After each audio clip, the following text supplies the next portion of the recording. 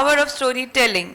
Let's make this final day as spectacular as the first. We invite you all to be part of every discussion, to engage, to question, and most importantly, to enjoy. And with that, let's start day 3. We welcome you all to Rangdarshini Hall for our very first session of the day. It's my absolute pleasure to welcome you all to today's captivating session titled The Iconic Trees of India, where we delve into the history, culture, and significance of the magnificent trees that grace our land. This enlightening conversation features S. Natesh ji in dialogue with the esteemed Abhilash Khandekar ji. Let us welcome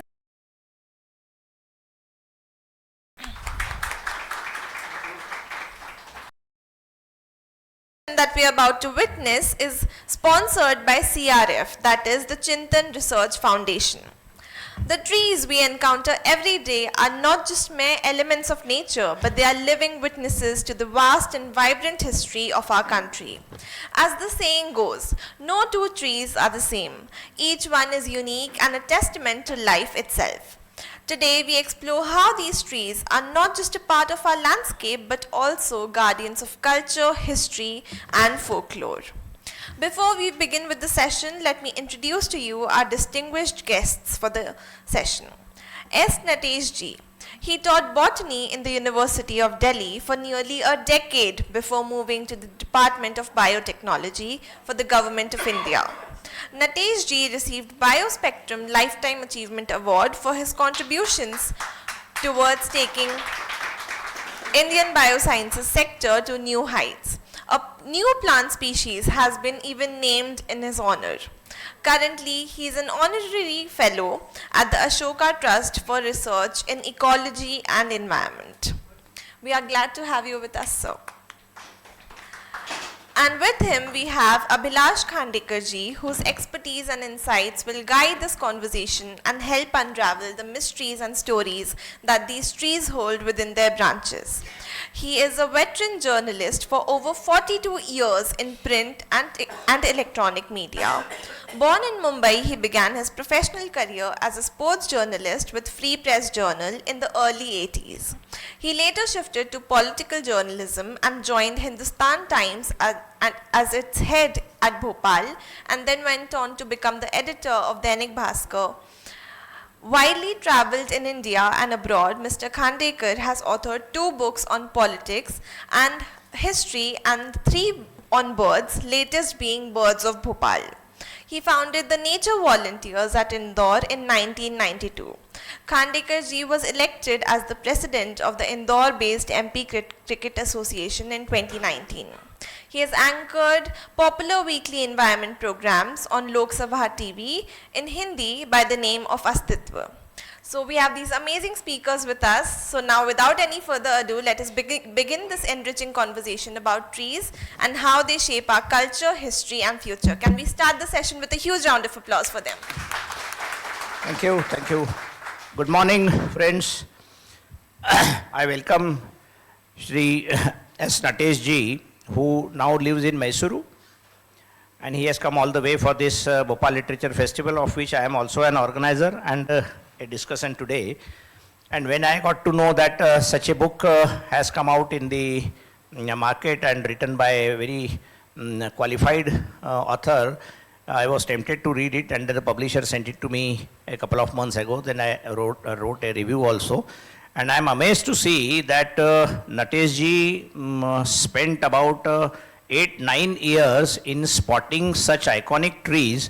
I had never heard of, the phrase or the idiom like iconic trees of India. If you have seen this thing, you will find it very interesting. There are very good paintings also. And he has gone from one place to another across the country's length and breadth to spot trees and write about their stories. I mean, stories about trees, their history, their life, how they were planted, which kind of species, and what is the local relevance to the trees. So there are trees from Katni in Madhya Pradesh to Mumbai, that is the Maharashtra capital, which is so heavily populated, where trees itself are, difficult to survive. but he has gone to Arunachal Pradesh, he has gone to Kerala, he has gone to Karnataka. I think he believes, you hail from Karnataka, sir? So there is a lopsided this thing that Karnataka trees are also figuring in this. So there are many forest officers, my friend BMS Rathore, Mr. RP Singh, leading foresters are here. I am very happy to welcome you to this tree session. At times I feel that while he has written a wonderful book trying to create awareness for standing trees across the country, at times I feel that since trees can't vote, there is not much of awareness for protecting trees. Once I wrote tigers cannot vote, but now I feel that even trees are also in a position not to vote for any election, and therefore nobody looks after them. But Mr. Natesh has looked after them very well, and he has extensively written about various species and tried to dig into the history of a particular tree. So there is one tree which was cut down very recently, and it was supposed to have been planted by Tipu Sultan 400 years ago, and those trees were cut down in 2018 or sometime. So the point comes out after this book reading, and I will also talk to him and ask questions. But before that, I would like you to be on the same page as far as the importance of trees is concerned, understanding trees, understanding there are already some books written by foreign authors which tell us that trees also talk to each other. They also try to evolve strategies for their own survival.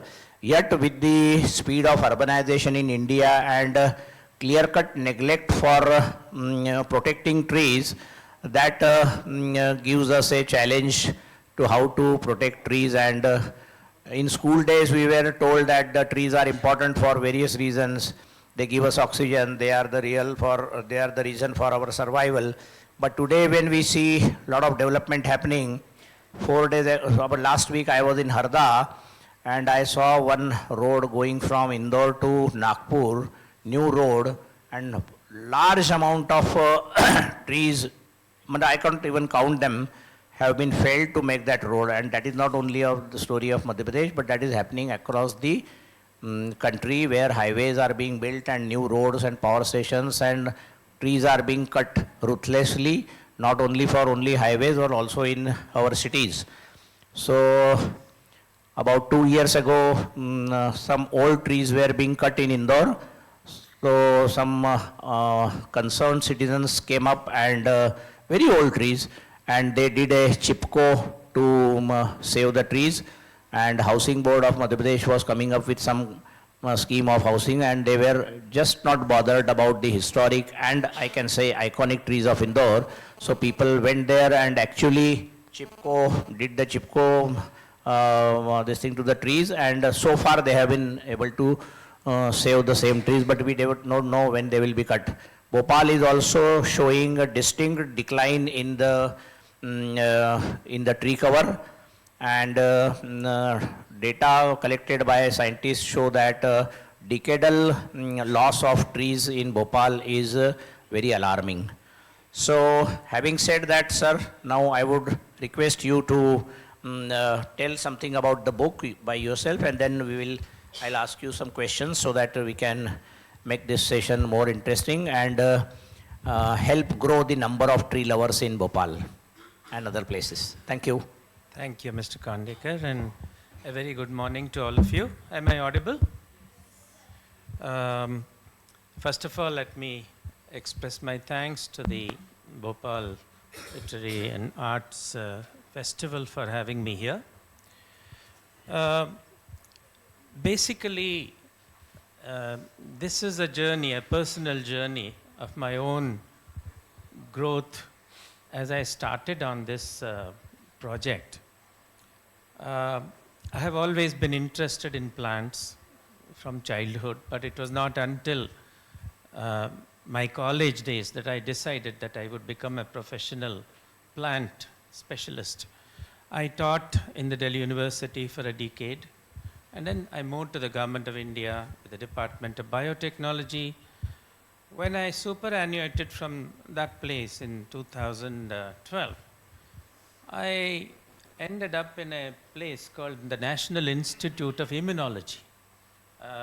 because I was in the Department of Biotechnology, I had to deal with many things, including matters, medical, and so on.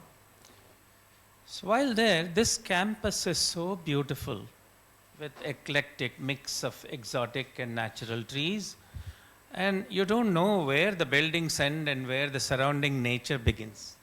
And we must really thank the visionary first director of this institute for having maintained this or made this so beautiful. I thought that I was the first botanist to end up there, and probably the last one also. So I said, I must tell something about these trees, fantastic trees in this campus, to these molecular biologists who were actually interested in the environment but unaware of the names or histories or cultural details associated with their trees. They are very proud of their campus. So I said I will write about one tree every week, every month, and start sending this in email to all the people.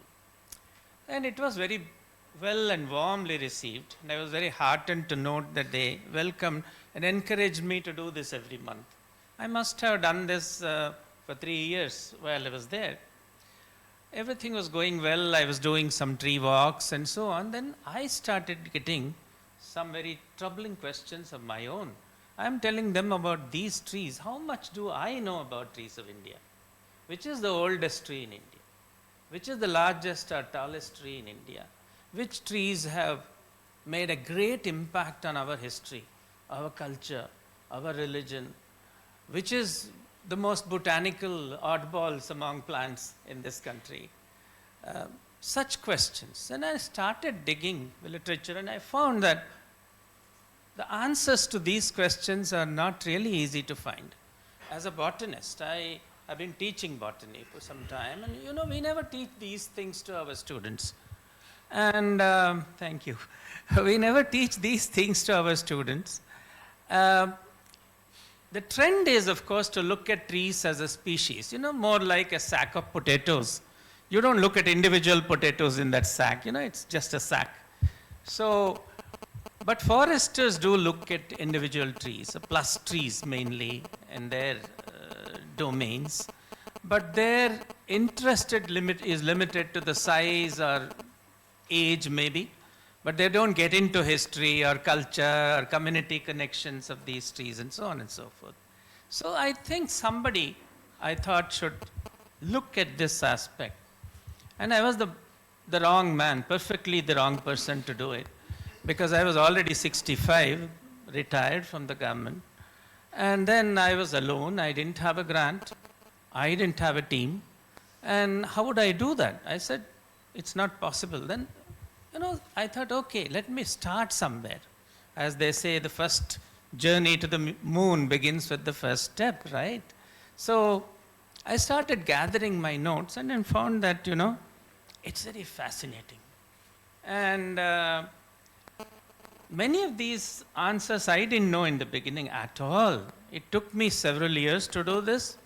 And therefore, and COVID came in between. All my logistics went haywire. Because I was a single man mission, I had to be the tour operator, I had to be the recorder, I had to be the, writer, editor, everything. But it took so many years, but I'm happy that I did it.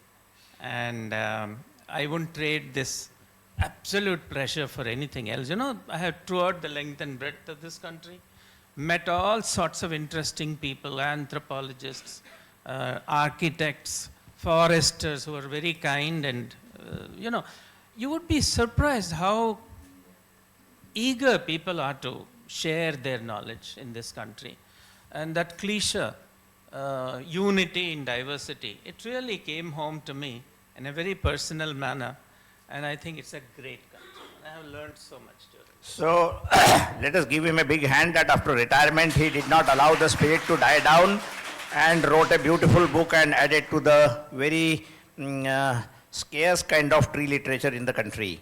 So since he was saying that he was working so many years, so he went to Jammu Kashmir, Himachal Pradesh, Punjab, Uttarakhand, Uttar Pradesh, Delhi, Bihar, Madhya Pradesh, Sikkim, West Bengal. That is the trees that have been listed from these states in this book, which I am reading out. West Bengal, Assam, Nagaland, Meghalaya, Manipur, Telangana, Andhra Pradesh, Karnataka, Andaman Nicobar Islands, Tamil Nadu, Kerala, Rajasthan, Gujarat and Maharashtra. So he went to all these states personally, made the trees, if I may say so, stayed there for many days and tried to find out about the history and maybe geography and many other things, interesting things about the trees. So like you said, sir, that you thought that you are not the right person to have written this book, but we feel as a botanist, sorry, you are the right person, because my friends are also here from forest services and they are supposed to be knowing trees and forestry and science behind that. But among the best books that we have so far seen and we have been discussing is about my friend Pradeep Krishan's book. He has written 2 books so far. The first one was The Trees of Delhi, and the second one was about the jungle trees of central India, which is wonderfully illustrated. But your book is also so good and so beautifully illustrated. So, like you said, that when you saw that institution and thought of trying to know about trees, but what exactly was the driving force behind your this onerous task of going to not only so many places, but trying to find out the history of trees across the world also? So I would love to read a small box and table that he has given so that we understand the importance of trees. So there is one tree in California in White Mountains, which is, according to this book and Mr. Natesh, is 4,854 years old.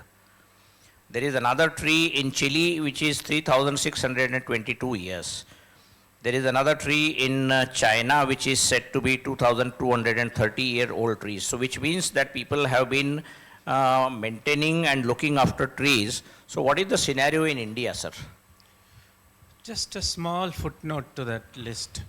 That tree in California, which is the oldest, is now being challenged. There is a challenger to it.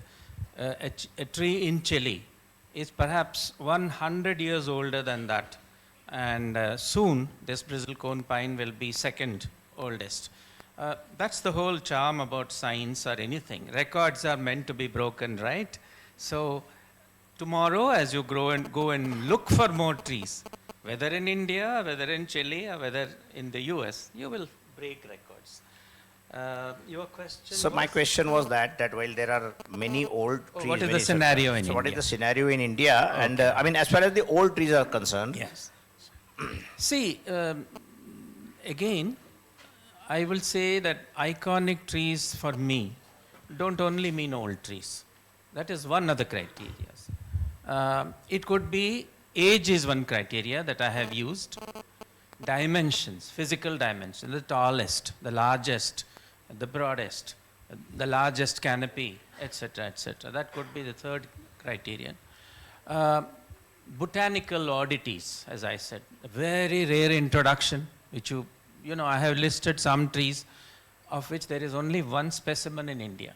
There's a giant sequoia in India, how did it come to India? It is endemic to the western coast of California, grows at very high mountains. One tree near Tangmarg, which is 13 kilometers from Gulmarg in Srinagar, near Srinagar.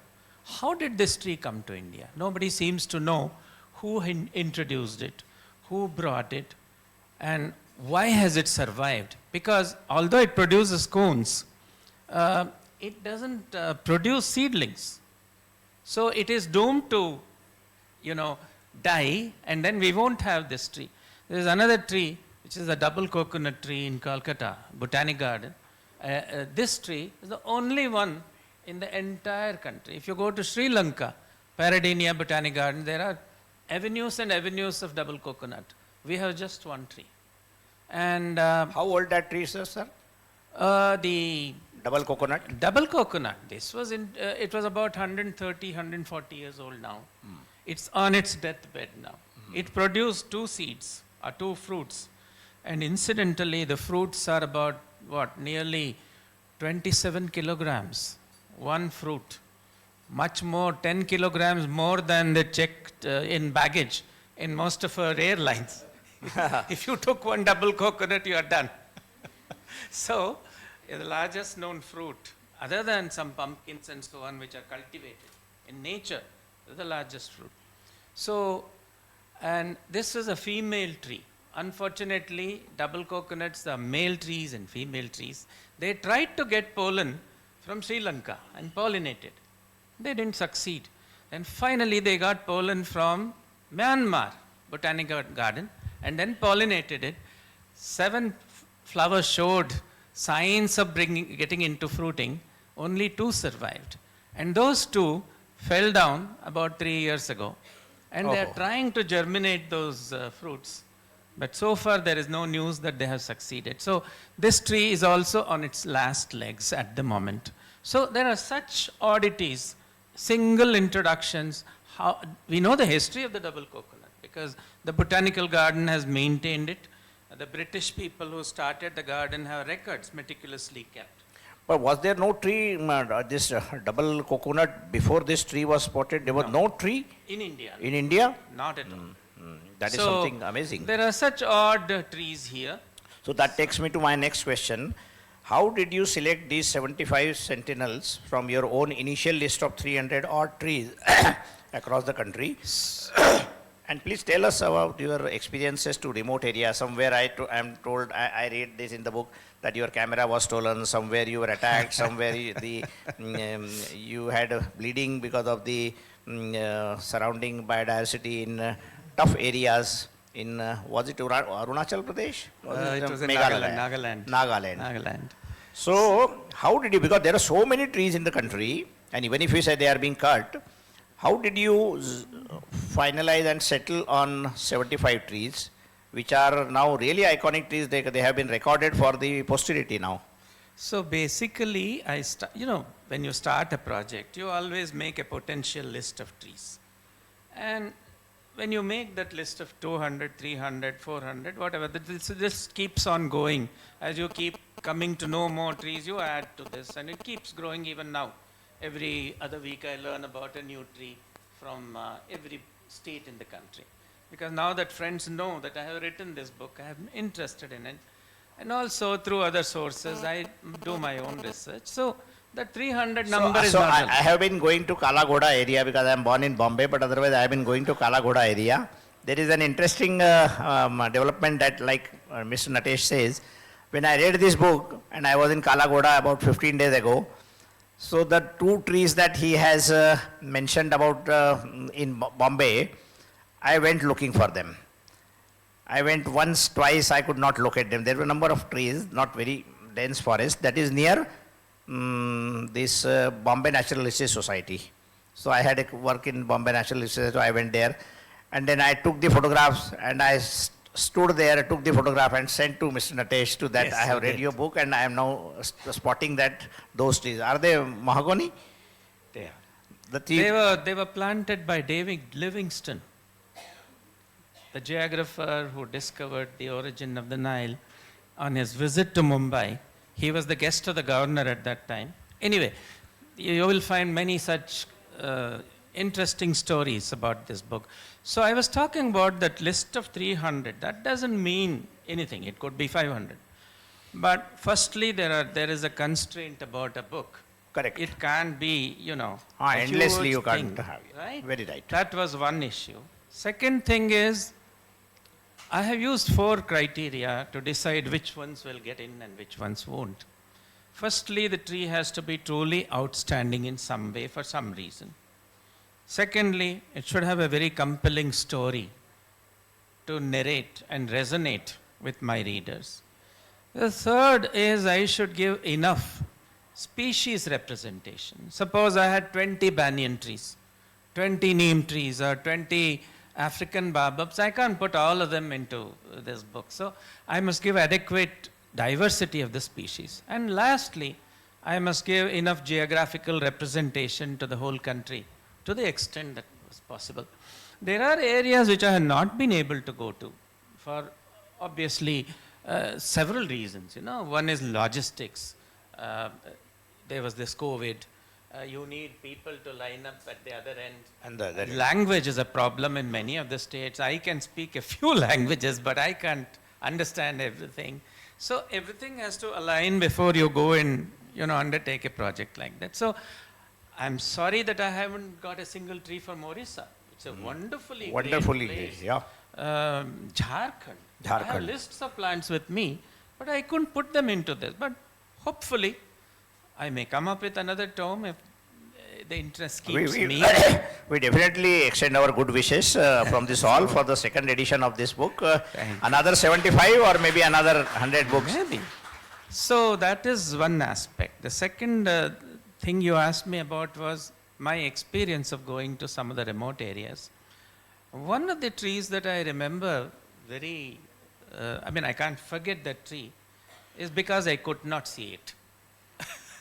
And that is, you know, I went to this Nagaland, and there is this world's tallest rhododendron tree. World's tallest rhododendron tree. It's a Guinness Book record.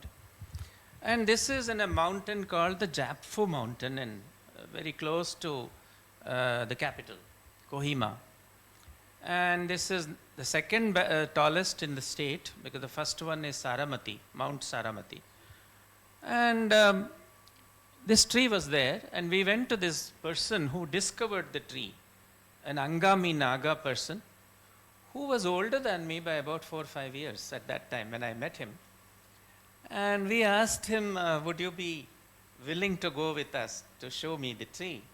And he said, it would be an honor, sir. You have come all the way from Delhi. I would go with you.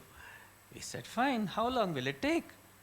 He said, sir, half an hour to go, half an hour to come down, and as much time as you like to, you know, spend with the tree. I said, I was 69 then. I said, half an hour should be doable by me. I said, let's go. Next morning, my host was the director of the Science and Technology Council of Nagaland. He had assembled a whole team of people, some carrying food, one fellow carrying a gun, and several others carrying various other things. I said, for half an hour's trek to go, half an hour's trek to come down, why are 20, 30 people going with us? I said, maybe this is the way of Nagaland. So we started climbing. It had actually rained the previous week. And it's one of the densest tropical forests, right? And then the whole terrain was very slippery. We started climbing up. And on that Japfu mountain, there must be at least 40 or 50 streams coming down, and some of them quite rapidly. And they're not very deep, fortunately. You can walk through, wade through them. So we started wading through, 20, 30, 40. The number was endless. Endless. And by the time, it's so steep, I was so breathless. And it took us, by the time we reached the halfway point, it was, I think, 2:30. We started at 9 in the morning. And he said it's So half much an for hour. half an hour's trek up there, right? So I said, my God, are we going to look at this tree? So we had lunch, and the rest of the party said, sir, you come behind. We will go ahead with your camera, and we will leave this boy with you. He will come bring you out.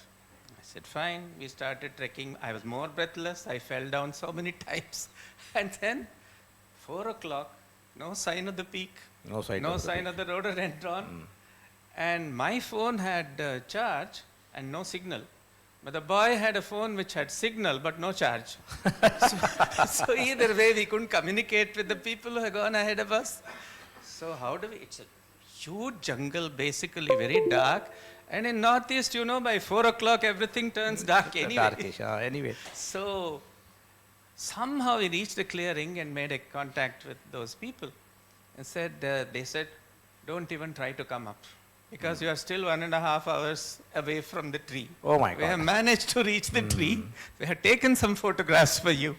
And please go back to the halfway point.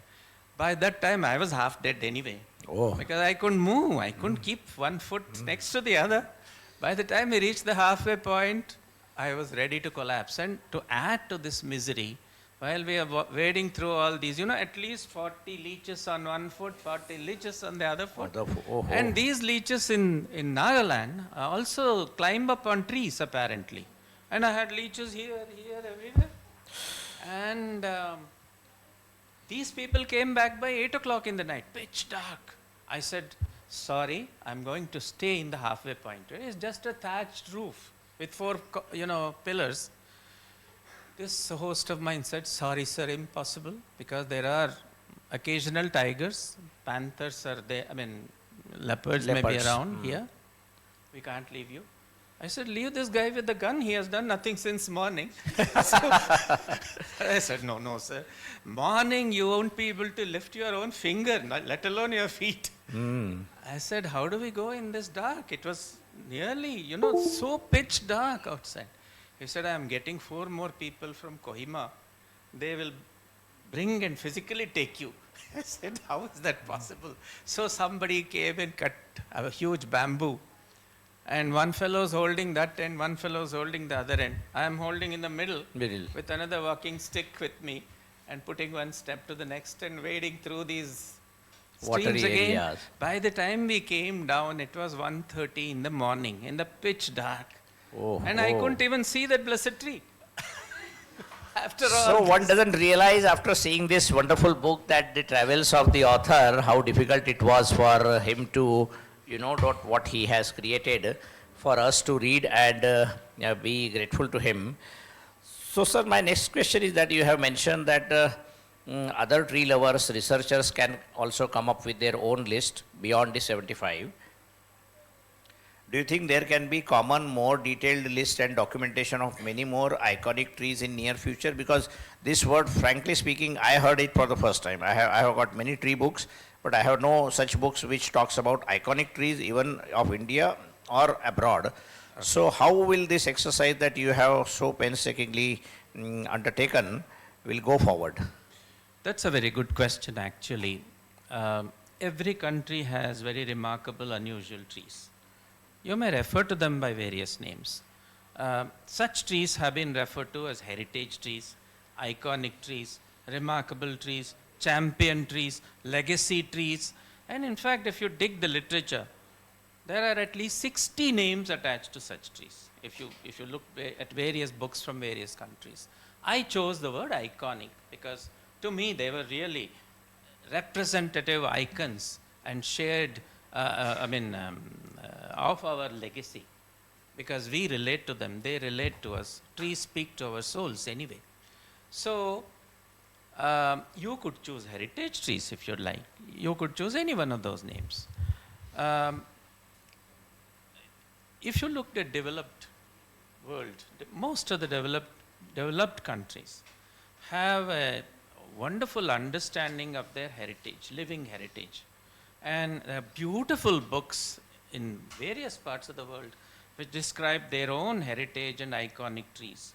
You must have seen so many books, I can mention a few of them. Pakenham's book on meeting, remarkable trees, trees of the Pacific Ocean, famous trees of London, even South Africa, Vietnam, Malaysia, all talk of their heritage trees. In India, we don't have any such national level discussion about heritage trees. And we claim that we are the oldest civilization. We had got some trees and forests from Vedic period and all kinds of things. Absolutely that we take pride. But we are not meticulous in keeping records. Remember, we were an oral tradition. We never kept records of anything. If I needed information about many of these trees, I had to look up British records, left by British foresters, fantastic, outstanding foresters. There are many British foresters, there are some Indian foresters who have done truly wonderful work on trees. But these are all now old records which most of us don't use. And the trend is, as I said, to go into species level discussion and not thinking about individual trees. To me, no two trees are alike. Each tree has, quote unquote, a personality of its own. If you seek that personality, you will find it. And as I said, trees speak to your soul. And therefore, I was interested in listing out such trees. And the first thing we must do, therefore, because of this lack of awareness, is that prepare these heritage tree registers or iconic tree registers in our country. Very nice. Because if you don't do that, firstly, there is no awareness. And if there is no awareness, there won't be appreciation. You know, awareness leads to appreciation. Appreciation leads to ownership. You know, the public at large should know, not people like me sitting in the government. I may be in a department of government, foresters in another department of the government. Doesn't work like that. We must think together. A public consciousness has to be generated. Public participation has to be encouraged. Of course, state, has to contribute in many ways into policies of this. But state alone can't do this job, and public participation is a must. In most of these countries, the people of the civil society actually nominate such trees to be included into heritage tree registers. All these are digitized. Every 6 months, 1 year, 3 months, at any interval, they are renewed. So you mean to say UK or Germany or Brazil, they are maintaining these iconic tree registers? Yes. Oh, very nice to know that. Most UK has been a pioneer in this. European Union has been, doing this for decades. And as I said, even South Africa, Vietnam, Malaysia are talking in these terms, but we don't talk about this at all. There are tree acts in this country, as you all know. A very feeble act. It is feeble, and you know that in spite of all those acts, trees get cut because any development project, trees are the first casualties. And I can cite chapter and verse to you about every state in this country, including this, where trees were the first casualties. Yeah. And continue to be so. And this is not to say that civil society has not been successful at all in safeguarding some of them. The famous case was in Mumbai, the Rani Bagh. Rani Bagh. And for some reason, Maharashtra government developed this strange notion that they want to develop this Rani Bagh into a Singapore-style zoo. And there was absolutely no place there for any more buildings. They wanted to make a zoo They there. wanted to cut down trees and make a zoo there, or a part of this. So there was a spirited opposition to that. They formed Friends of the Tree Society, and for 11 years they fought this case. And they brought out a beautiful book. I don't know how many of you have seen this, on 150 years of Rani Bagh. And finally they ended up saving that Rani Bagh. Yeah. There are cases here, other than that, about the people tree in Dehradun. Ghantaghar, Dehradun has a people tree. And Ghantaghar of Dehradun is considered some kind of, a representative of Dehraduni symbol. And turns out that they believe that Sarojini Naidu planted the people when she laid the foundation for this Ghantaghar. I have found that that is not true. The tree was existing much before Sarojini Naidu laid the foundation stone for this Ghantaghar. Therefore, in my estimation, it is much more of heritage value than the clock tower anyway. But the government of the day wanted to either shift it elsewhere or, cut it down altogether because it is spoiling the beauty of this Ghantaghar. Oh, we should have been adding to the beauty of the Ghantaghar. Well, there are views and we can, it depends on So you spoke about some personality of trees. So I would request you to read out one of the trees details of this, or whatever this thing that you have highlighted, and you would like people to know about your book more from this chapter. Actually, I don't know which is my favorite tree, because all of them are my favorite trees. I remember about every one of them because I went and met all of them. That was one thing I decided early in my project, that I would not write on any tree which I haven't seen myself. So but for this discussion, I thought I will mention about this sequoia tree, giant sequoia tree, the only tree that was found, it is found in India as of now. And I called this the loneliest tree of India. And why is this the loneliest tree? because we don't know when it came there, who brought it there. It cannot reproduce, and it cannot perpetuate. So I wrote about this in the concluding part of this chapter on that tree, that the International Union for Conservation of Nature, IUCN, has placed the giant sequoia under the endangered category. One cannot but feel a sense of sadness for what must be India's loneliest tree. Located so far away from its natural home, in an alien habitat in the middle of nowhere, forgotten by those who were responsible for its journey here, devoid of kin, practically unknown to the outside world, underappreciated, and unable to reproduce. There is, however, one small consolation. Aware perhaps of its unique treasure, in 2014, the Indian Institute of Integrated Medicine, Jammu, commissioned 2 paintings of the tree by the well-known Jammu artist K.K. Gandhi. One of these 2 paintings is very proudly displayed at the Institute's headquarters in Jammu, and the other at the CSIR Central Drug Research Institute, Lucknow. This is the only compensation for this tree. I mean, it can't reproduce. It will not survive after this tree is dead, but it's the loneliest tree of India. And now, my question, which I did not want to ask you, but I still would like to ask you, because we are sitting in Bhopal, and Madhya Pradesh is, according to the recent Forest Survey of India survey, Madhya Pradesh also has about 28% of forest still there. But you have selected only 2 trees, and they are from Katni. Both are from Katni. So did you travel across Madhya Pradesh, and why only 2 trees in this iconic book from an iconic state like Madhya Pradesh? I already, firstly, let me say, and I have said this repeatedly in my book, I never set out to make an exhaustive catalogue of all the iconic trees of this country. And secondly, it is my limitation that as a person who was writing this book, I couldn't visit every place. I have traveled through Madhya Pradesh. I know. And I selected 2 of those trees. And as I said, I have other lists with me. And maybe I'll bring out another book to assuage your injured feelings. But that doesn't mean that Madhya Pradesh doesn't have more iconic trees.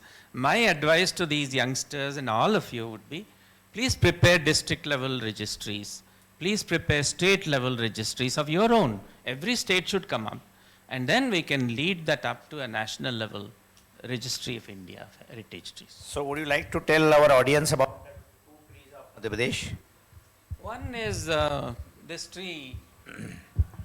One of these 2 trees is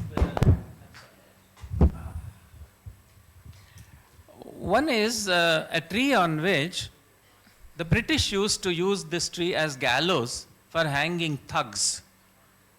This is in a place called Sleemanabad. just about 40 kilometers from Jabalpur. And there is a people tree in a police station there on which several thugs were actually hanged.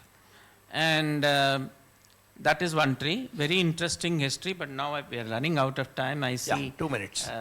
Our friends standing there already. The other one, I can use my veto as an organizer to delay the session because we started also late. But about Sleemanabad trees. the other one is you are in a privileged state because you are sitting at this, you own the central heart of India in your state. And this is in this village called Karondi, also near Jabalpur, which is the geographical center of India. Before partition, Nagpur was the center of India during British time. Surveys were done. There is a milestone there which the British did. Now here, Mr. Ram Manohar Lohia got this redone, and Karondi village is the central part of India. And where there is a monument there, just very close to it, there is a Bahida tree, which is spectacularly beautiful. And it's very comforting to know to someone like me that actually at the central part of India, there is actually a living, breathing being which is throbbing with its sap flowing through it, and it brings me a lot of comfort. And you people should be very proud of this because you are sitting at the center of this country.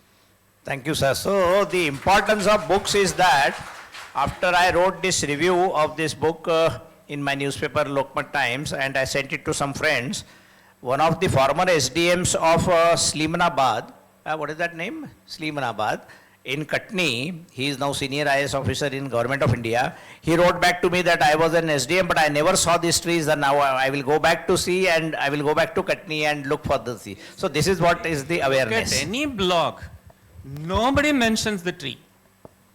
You will have dozens of blogs on the policeman, the Sleeman, that Sleeman didn't have children, he went to a saint somewhere, he did get a child, and he presented 2 brass lamps to that temple. They are still there, I have gone and see those lamps.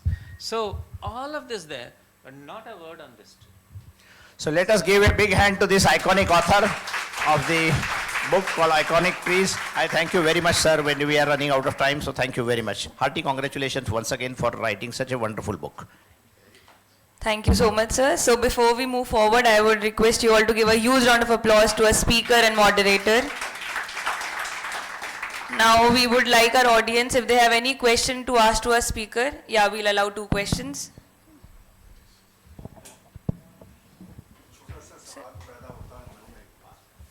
Hello एक human being के लिए lifetime में oxygen जो survival का source है, how many trees are required, या कितना forest cover एक ह्यूमन बीइंग के लिए रिक्वायर्ड है और इंडिया में अभी कितना है? I mean, the trees are continuously generating oxygen, not only forests, but sea is generating oxygen through plant respiration. So at the moment, we don't see any problem for oxygen in that sense. But so is the carbon dioxide rising. So it has to be a matter of concern. And that is why the whole climate change debate and why trees are the answer, at least partly, to that climate change debate. PMS Rathore Saab. Rathore Saab is a very senior forester of, you know him? He's from Madhya Pradesh government. He has worked with government of India. And a true forester, a dear friend. Yeah, thank you very much. I think I see 2 iconic figures here. One. Two icons because Abhilash, you introduced me to this book. Oh. And to Natesh. And of course, iconic audience. You're all here. So I think heartiest congratulations for this wonderful book. I mean, I really enjoyed reading it. And I think you said that the wrong end side of 60s, at 66 or 65, you actually got into this national level thing beyond your campus. So I am going to ask you on the wrong side of 60s again, a few observations on this. My first thing is when I read this book, I called my friend who is now State Biodiversity Board Member Secretary, Sudeep Singh, and he's also the Principal Chief Conservator of Forest Development. I said, do we have for MP? So he called me back the next morning. He says, "Ab 2-3 district ka hai, heritage tree of Gwalior nahi hai." But he says, let me order this book first. So your book is ordered on Amazon for the Member Secretary of the State Biodiversity Board. Because Biodiversity Act also will allow a lot more space once you start documenting, then I think how to really protect and preserve it, which you have described. I think my other point is how you generate this kind of documentation and how people start owning it. I think you very nicely put up in the book. So it is the awareness which the entire process of documentation which generates. So people start owning it. So it could be, you talked about district and state and national. I will even go beyond district. You know, so and if the process can be put in motion, which engages multiple stakeholders, as you have said, not only scientists, not only foresters, not only the taxonomists, but people at large. I think you have a very good chance. But I think hats off to you. This is a book which really inspires. So thank you very much. Sir, I congratulate you on your wonderful book. I want to inform the audience and also to you, we are about 2.5 hours away from the largest tree of Madhya Pradesh. This is that Amaria Khud near Vidisha. Near? Near Vidisha. Vidisha. So if you can go right now, we'll be back by the end of the session. And that is. Thank you. Since we are very short on time, we are very sorry. We'll take one last question. Let us not, the forum is not for throwing appreciations across, okay? Question answer session means question answer session. Yeah. There are no opinions to be thrown across. Question answer session means It's question. It's question. I can't have my views and say that, look, I'm appreciating, but I keep that appreciation with yourself. I have a question, sir, with you. Respecting your experience of being with the trees, I am also pretty fascinated with the trees. I am fathering almost 1,000 trees in my farm at this moment of time. Question is, coming to the question, do you believe in the Vastu aspects of tree? So I have, for example, a Baheda tree. So people say that there are the spirits which stay, don't put a Baheda tree. I have a cotton tree in front of my farm house. People say that in front of the house you can't have a cotton tree. You can't have a banana tree. What's your view about the Vastu with reference to tree? Because my confusion is, I believe every tree is fantastic. Okay, So what's your response, sir? I personally don't know too much about Vastu, but I know that around some trees, you feel something. I don't know what it is. I have felt that among 4 or 5 trees that I have seen. I don't know much about Vastu. Sir, I have just one question. Is that you come from a background of botany and then you said molecular biology, historian, and I am a botanical artist. So there is a movement in other universities abroad and it's a subject called ethnobotany. Is it time we started such courses in India? And what do you feel about that? Oh, there are many universities which teach ethnobotany. Delhi University has introduced, I think, 2-3 years ago. But, it's basically all about passion. You can study anything. You don't have to be a botanist to be a tree expert. I must confess that many of the things that I have learned have come from people other than botanists to me. Architects, engineers, foresters, common people. So it's your passion. So because of lack of time, I would request you all to meet the author outside the room and try and ask him as many questions. But I take this opportunity, Rathod Sahab, RP Singh Sahab, wahan the. So I had organized the first urban biodiversity conference in Indore in 2022, and the Indore Declaration, a call for action on urban biodiversity conservation. That Indore Declaration I am presenting to Shri Natesh. So as we conclude this insightful session, we are reminded of extraordinary role that trees play not in just our ecosystem but in culture, history and spiritual lives. I would like to thank S. Natesh ji for sharing your profound knowledge. I would also like to thank Abhilash Khandekar ji for steering this conversation thoughtfully. Now, as we bring this profoundly enlightening session to a close, I would like to invite Dr. Meera Das ji, a valued member of our society, to come forward and offer a commemorative memento to our distinguished speakers.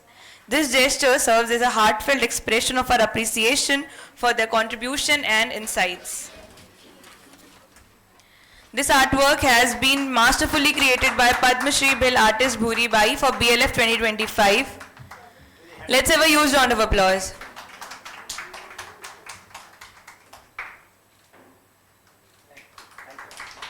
Thank you so much, everyone. We hope this session has ignited your curiosity. Thank you.